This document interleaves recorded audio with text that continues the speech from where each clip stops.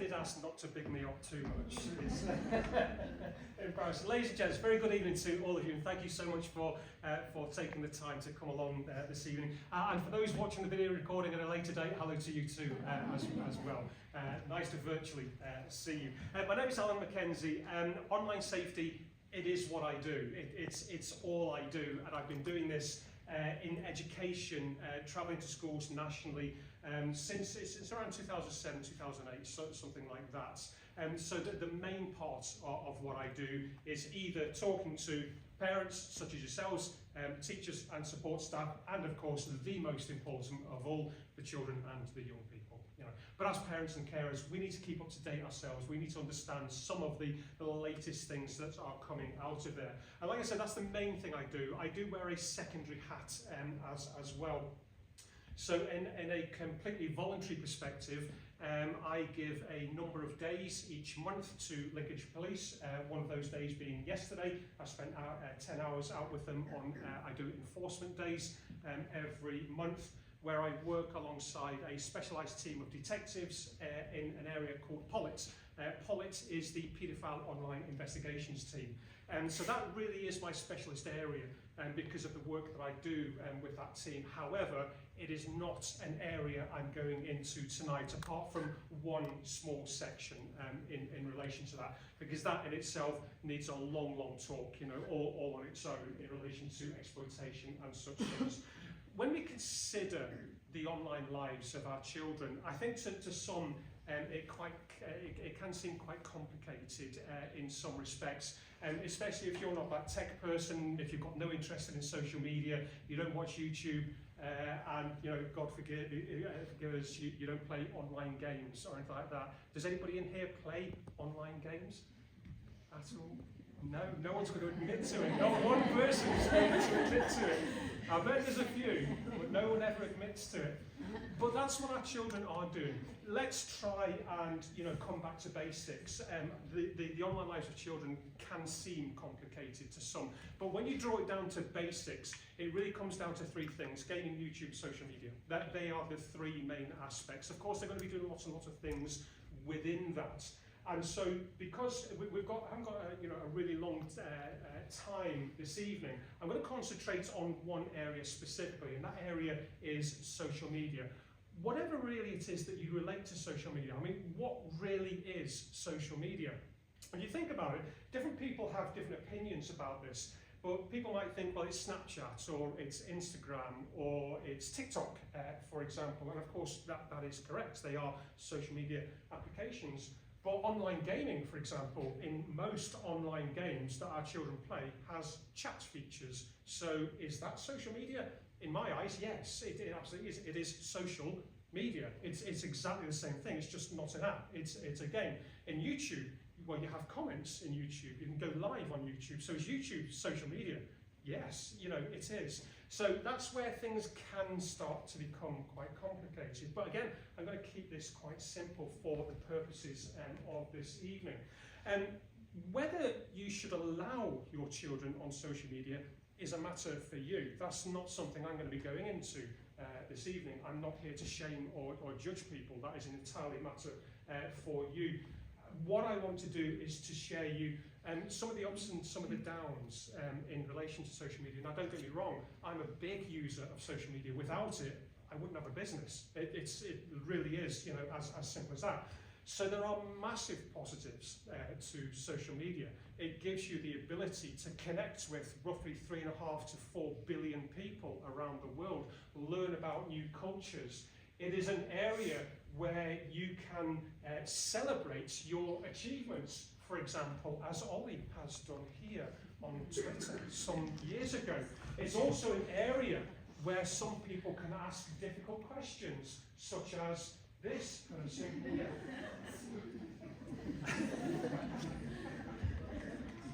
I'm trying to keep it up a little bit before we get to the downs. Yeah. But of course, as we all know, it is an area where we see the risks as well, the risks of harm and indeed harm itself.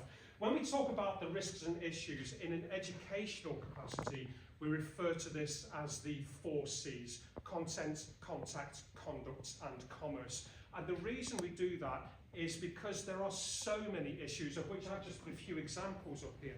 There are so many issues. We categorise the various aspects, and we do that for a number of reasons. For example, in school we use it for policy review. We do it in relation to what we're considering our internet filter can do within the school. What do we allow, what we don't allow, you know, and that sort of thing as well. But also the 4 C's is incredibly useful for parents as well.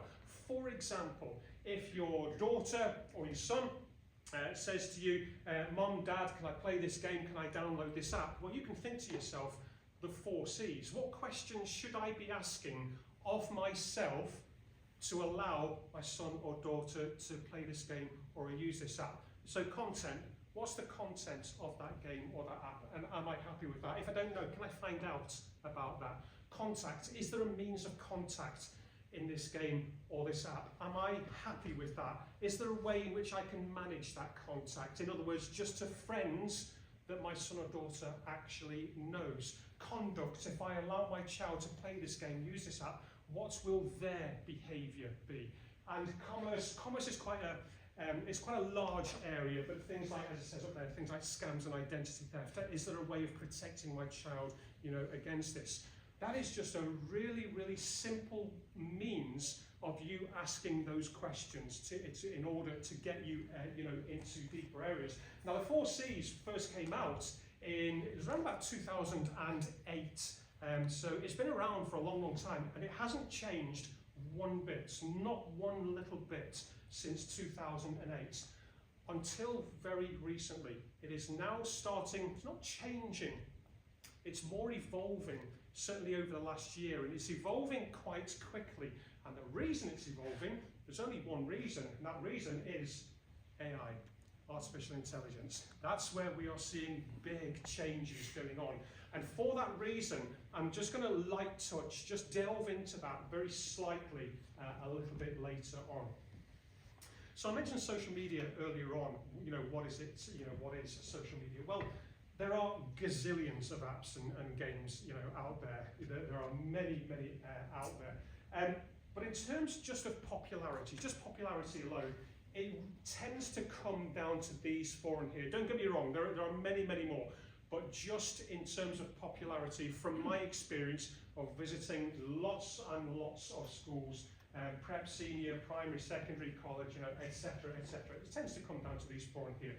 WhatsApp tends to be the biggest, sometimes by quite a large margin, and so that generally tends to be the big one. Snapchat, Instagram, and TikTok. Instagram, again, in my experience, seems to be on its way down a little bit over the last 2, 3, 4 years, something like that. But Snapchat and TikTok remain the most popular in terms of information and data sharing. So what are they doing, and what are their motivations for doing this? In the main, motivations in children and young people in relation to their online activities comes down to lots of things, but the big thing is socialization. It's about being with their friends. That tends to be by far the biggest motivator as to why children and young people are using things like social media. From a prep perspective, again, my own experience, my own findings, is that the majority of children who are using any or a number of social media apps are using it very, very passively. They might post or message now and again, once a month, once every couple of months, you know, something like that. And for that reason, their main motivators are things like fun and boredom, or just education. You know, like I said earlier on, you know, finding out, you know, learning about new cultures, learning about the world, something about education, and all sorts of other things as well. For those that are more active, and TikTok tends to be the main one from a prep age on that. For many, again, it is about that socialization. It's about being with their friends, but there is also an aspect not only of socialization, but also social isolation.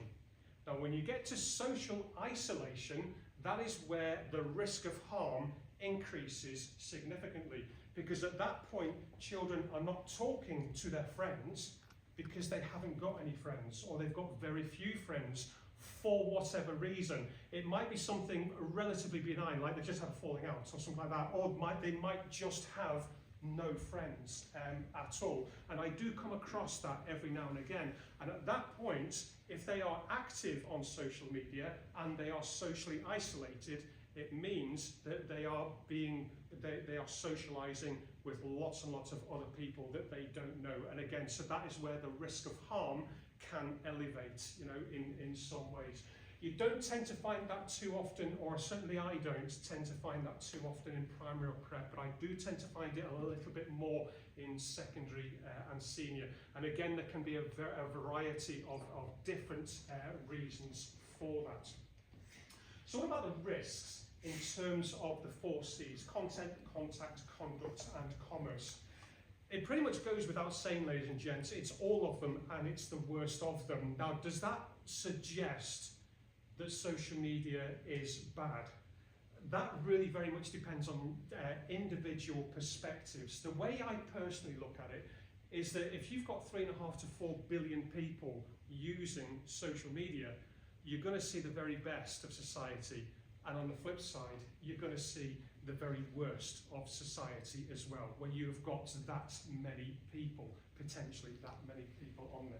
So it just really depends on how you look at this. It really depends on how you or your children are using these social media apps, and so much more as well. But generally speaking, it's all the risks and it's the worst of the risks. How do we protect children against these sorts of risks? Yes, but it's becoming increasingly difficult. You would think in this day and age, ladies and gents, we've had technology for modern technology for a long, long time now in terms of Web 2. In other words, the means to communicate with each other over digital technology. We've had it since around about 1996 is when the first Web 2 applications started coming out. So you would think by now, after all these years, massive improvements would have been made in order to protect our children. The reality is it's actually going the other way. Let me explain that. So content. Why do our children, some children, see bad, nasty content on their social media apps? Is it because they're looking for it? The answer to that is no, they're not. Generally speaking, they're absolutely not. Why would they want to do something like that? If they are seeing something like that, it's because of something that they may have done quite innocently. For example, content on pretty much most social media and other web applications as well is that content is now driven by algorithms.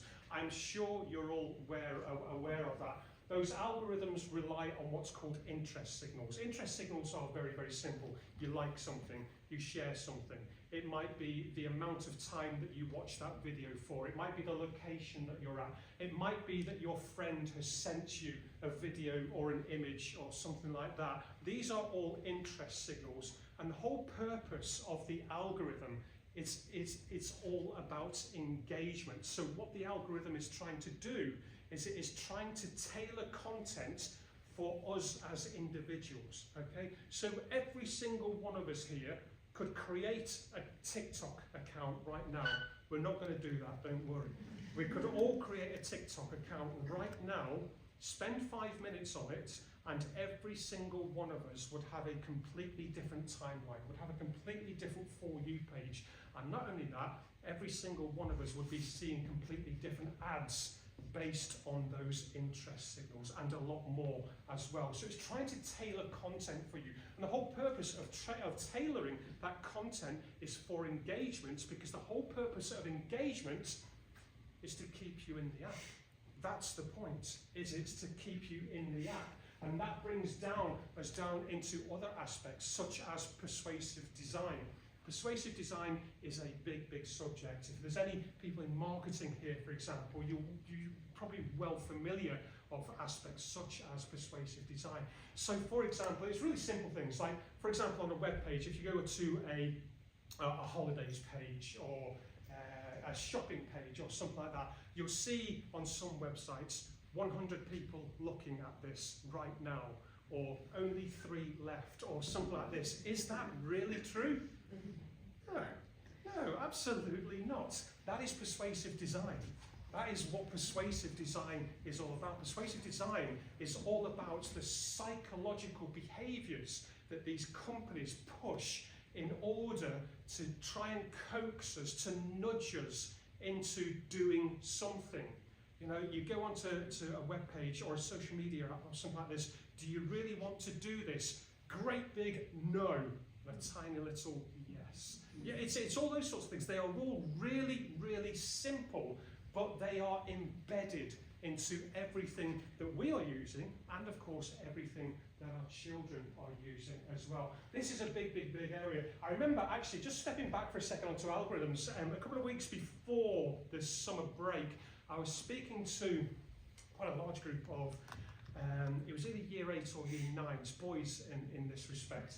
And we were talking about interest signals, and we had a discussion because one of the students had said that his friend who was in school had sent something on Snapchat which was really quite vile.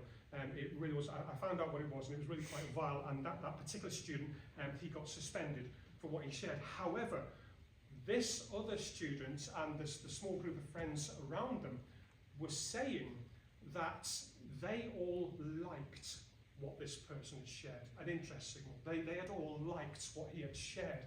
Not because they liked the content, not because they liked what he had shared, but because he was their friend, and therefore he felt compelled that he had to like it.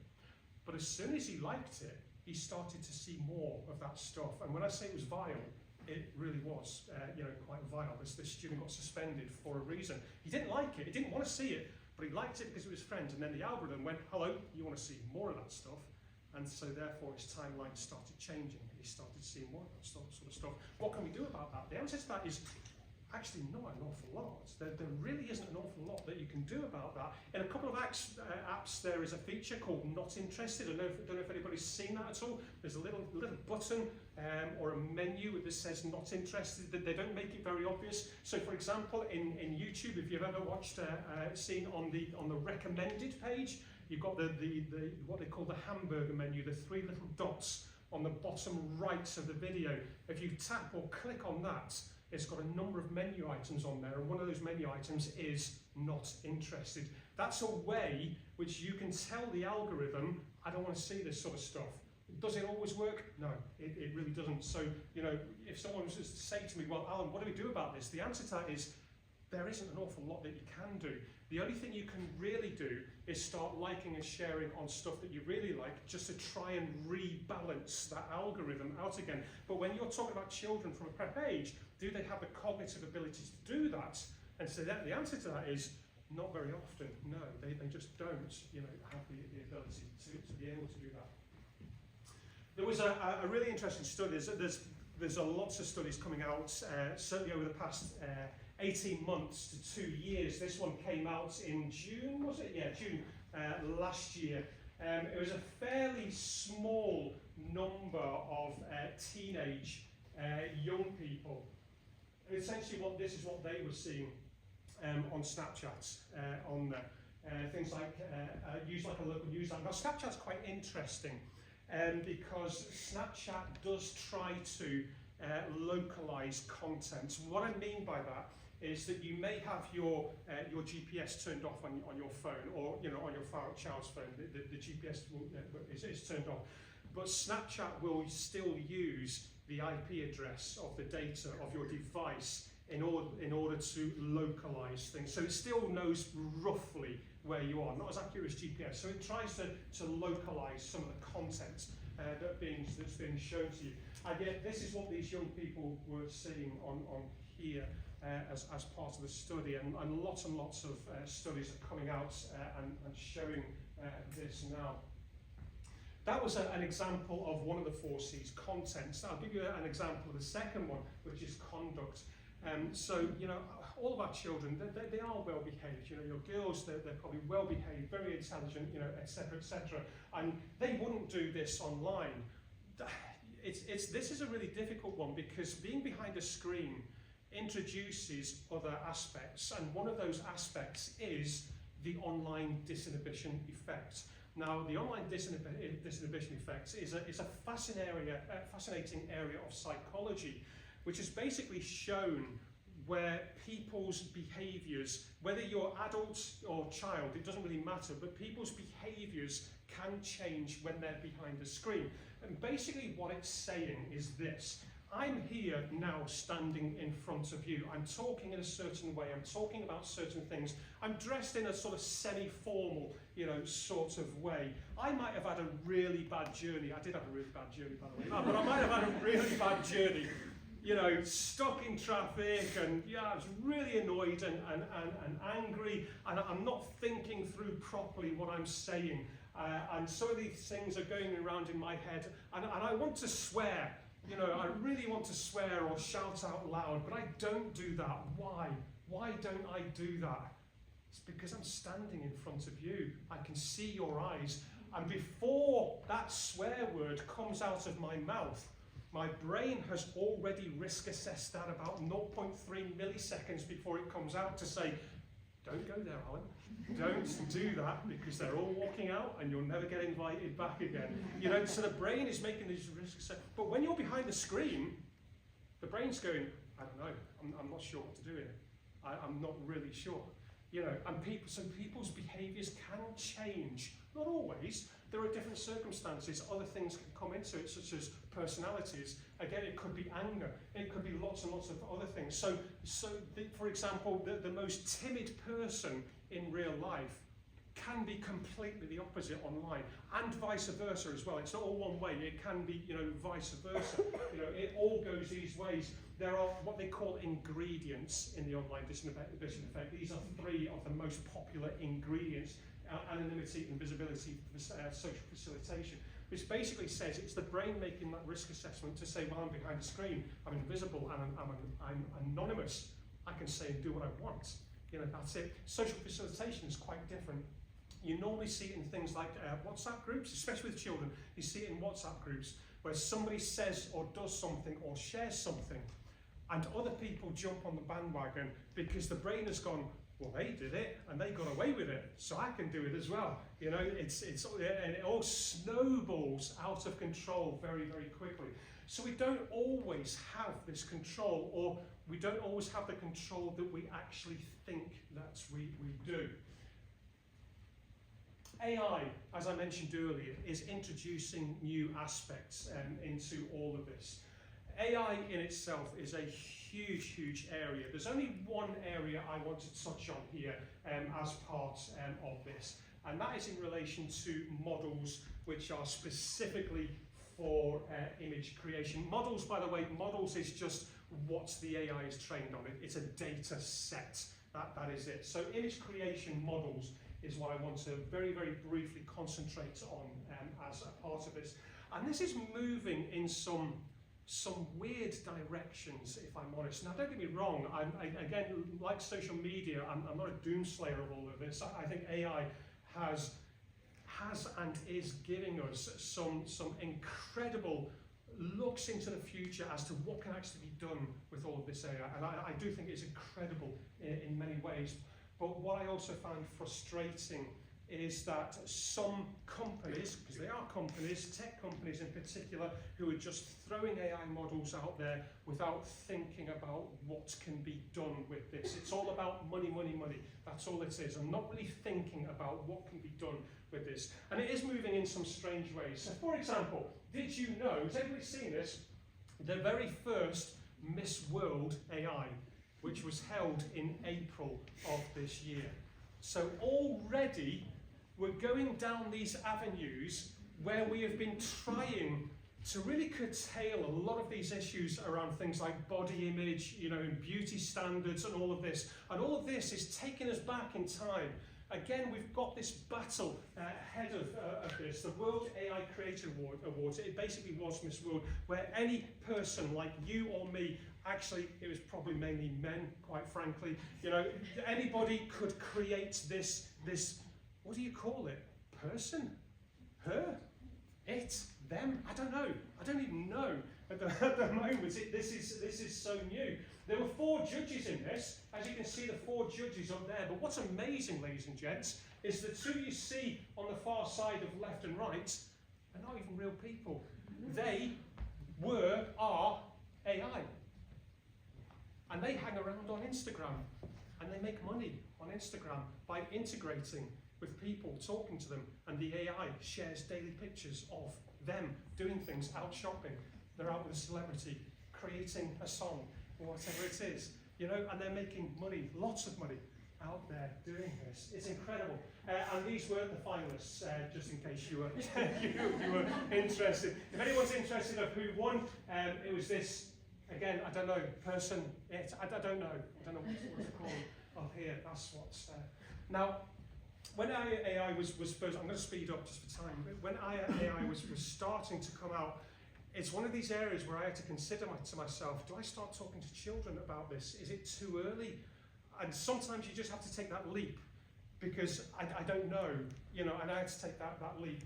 So back in January of this year, I took that leap, and that leap was actually in a prep school, not in a senior school, and I was quite interested in what the children themselves were saying from year 3 upwards in terms of image creation, and in particular to things like large language modules such as ChatGPT and those sorts of things. It was really quite interesting to hear. So as part of a couple of the lessons that I have with the younger children was to try to determine, can you tell if this photo is real or if this photo is fake? And it's fascinating. And it's so fascinating, ladies and gents, that we're going to do it here and now. So we're going to have a quiz. Don't worry, there's no user interaction. There's none, don't worry. All I want you to do, I'm going to show you 4 pictures for 4 seconds each. That's it, okay? Now remember, you're seeing them on a big screen up here, not on a little phone with a tiny little screen. But I do want you to do one thing. As I show each picture, I want you to put your hand up if you think it is real. Actually, no. Put your hand up if you think it is fake. I've just really thought about it. Put your hand up if you think it is fake, okay? 4 pictures, 4 seconds, for the sake of time. Are you ready? Okay? First one. 1, 2, 3, 4. Second one. 1, 2, 3, 4. 1, 2, 3, 4. 1, 2, 3, 4. Fascinating. Absolutely fascinating. They're all fake. They're all fake. Every single one of them are fake. And you can create these images in about 5 seconds. They are so easy to do. Sometimes there is a tell. It's not like maybe a year ago where, especially if there were hands or feet or something in the photograph, there might be 7 fingers and 3 toes and that sort of thing. Things have changed somewhat, the models have got better and better, but sometimes there is a bit of a tell. But again, you're seeing this on a big screen. Imagine if you're seeing it on a small screen on Instagram or TikTok or whatever. For example, if I was to go back to this one here, very, very quickly, look at his ear. Once you've seen it, you go, oh, God, it's so obvious. It's so obvious on there, you know. And again, these are fascinating, you know, talks for the children. However, looking at this, on the flip side as well, it is now, right now, these things are causing some really, really significant concerns in relation to things like Nudify AI. Nudify AI is not an app, it's not a service, it is a genre, if you like, of freely available apps and websites whose sole purpose is to violate women and girls. That is the sole purpose of these things. In other words, we're already seeing this happen. So for example, not at prep age, by the way, again, more older, senior and secondary, where ordinarily what we're finding is that they will take a screenshot if a student has shared something on their socials, for example, or if it's on a website or whatever, it doesn't really matter. They will then run that screenshot through some nudify a app in order to violate that individual. And again, that takes about 10 seconds to do, and it doesn't cost any money at all. That is horrific. That is absolutely horrifying.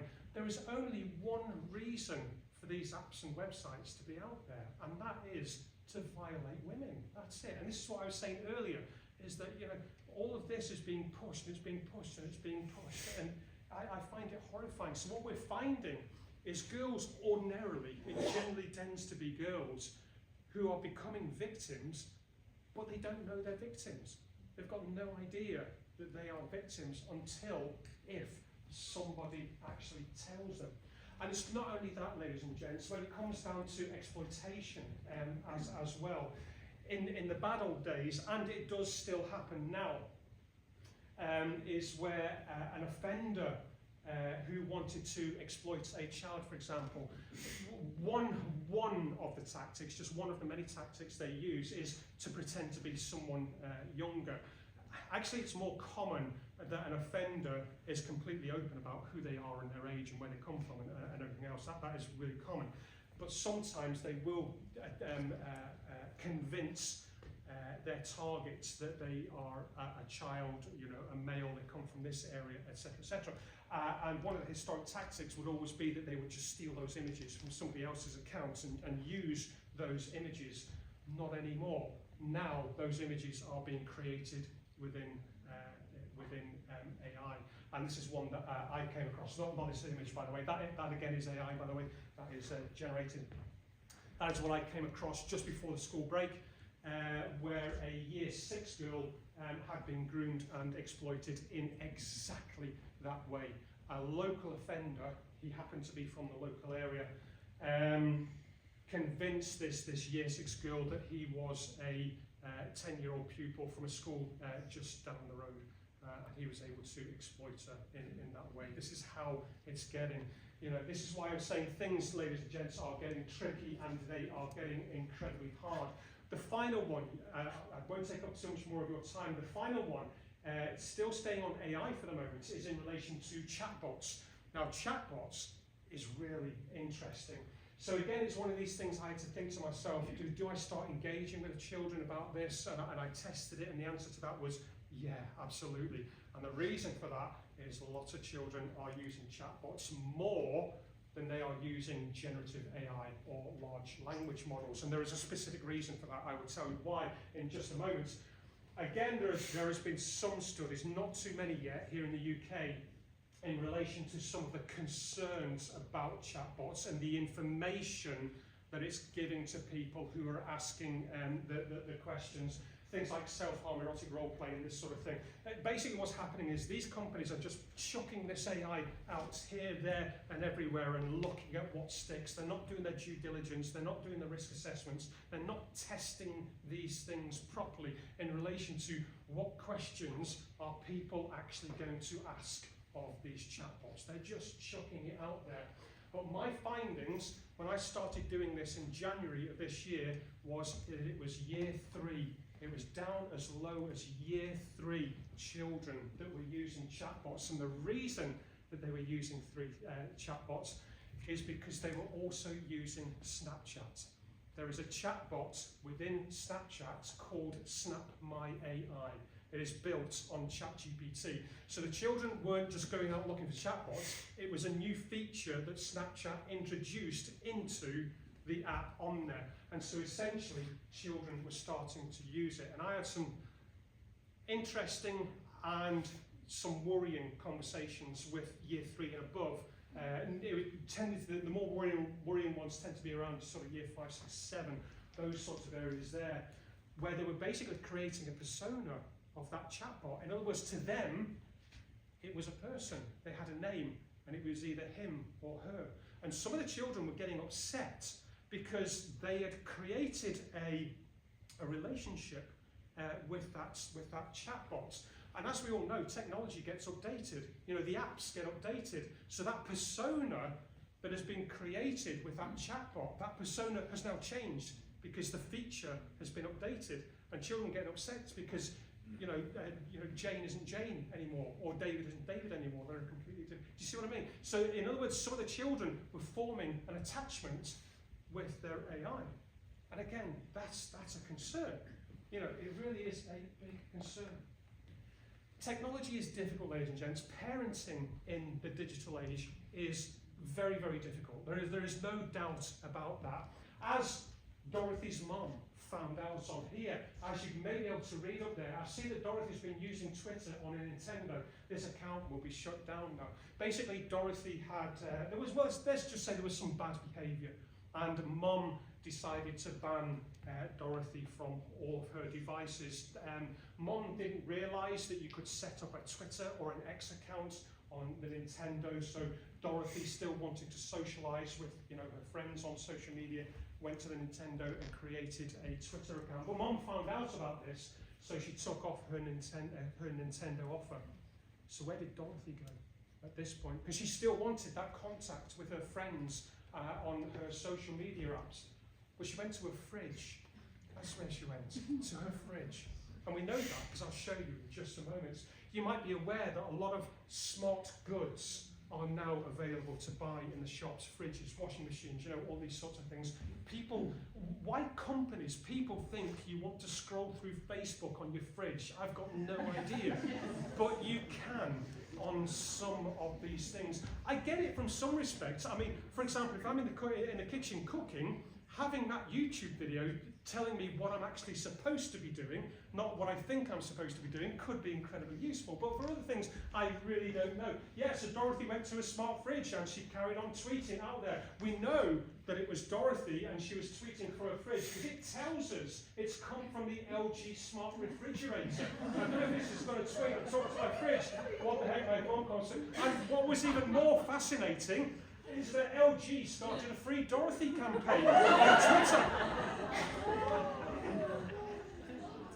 Parenting is difficult, ladies and gents, but as parents, we need to keep up with some of these things that are out there. I have not even touched the surface here this evening, and I didn't want this to be, you know, all doom and gloom, because there are some immense, of course there are, immense positives to technology. We should never forget that. We should always maintain a balance in relation to our child's online activities. So where can we go for support and information? Well, of course, the school is your first port of call. It always would be the first. And the reason for that is because your children get so much education in all of these areas. They really do. You know, whether that is through legislation or whether it's because the school has found out that something's happening and therefore they target that, you know, within lessons or assembly or whatever it is. But there's two websites I would always point parents to. The first one being Common Sense Media. Incredibly useful website to find out whether apps, games, even things like TV series, for example, are suitable for your child. In other words, what it gives you is it gives you more, other than just the age rating, which in my opinion is completely and utterly useless in this day and age, more than just the age rating, it gives you lots more information for you to consider, is that right for my child individually. So it will take you through steps such as, you know, how old is your child, you know, what devices have you got in the house, and lots of other things in context. So it gives you ideas, it gives you different perspectives. The other one, ladies and gents, finally, is Internet Matters. Absolutely amazing website, full of up-to-date, relevant information, which is specific for parents and carers. That is why Internet Matters was created, for parents and carers. Huge amounts of information on there. But over the last week, they've just started a new campaign called the Activate Balance Check campaign. And what they're trying to do is just to really simplify things for busy parents. That's what they're trying to do. So it's all in non-technical jargon, okay? It takes it from the angle, I know nothing about technology or my child's on life. That's the angle that they sort of take on there to help people out. And it's all about activating those parental controls where there are. So that might be on the device, it might be on the game, it might be on the app. Loads and loads of sections on there. Balancing that screen time. And for me, by far the most important one of all, it doesn't matter how technologically advanced you are or you are not. The most important thing of all is just chatting with your children. It really is creating that non-judgmental environment so that they can come to you and talk to you about absolutely anything at all, whether it is online or not online. Ladies and gents, I've slightly gone over time. I do apologise for that, but I didn't see a lot of information. I hope you got something from that. And again, thank you very much for taking the time.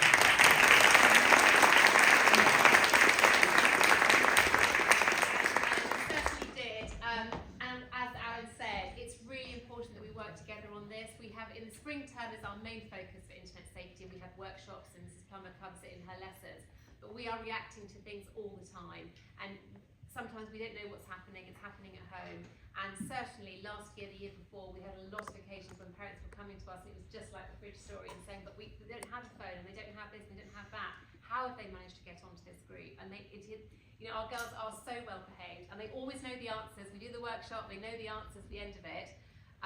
But they just take on a little different persona, and it's all about growing up and pushing boundaries, isn't it? So do come and speak to us if there's anything that's concerning you, and we will always react and support the children and you with that. So that was fascinating. As you said, there's a lot more that we can learn. So please do use those websites, but also please do read our Ditto magazine links that we send from Alan. And thank you so much for coming this evening. I'm so pleased that so many of you stayed. And there is a video for those parents who were not able to be here. So thank you, and here's to a great year ahead for your girls. Have a good evening.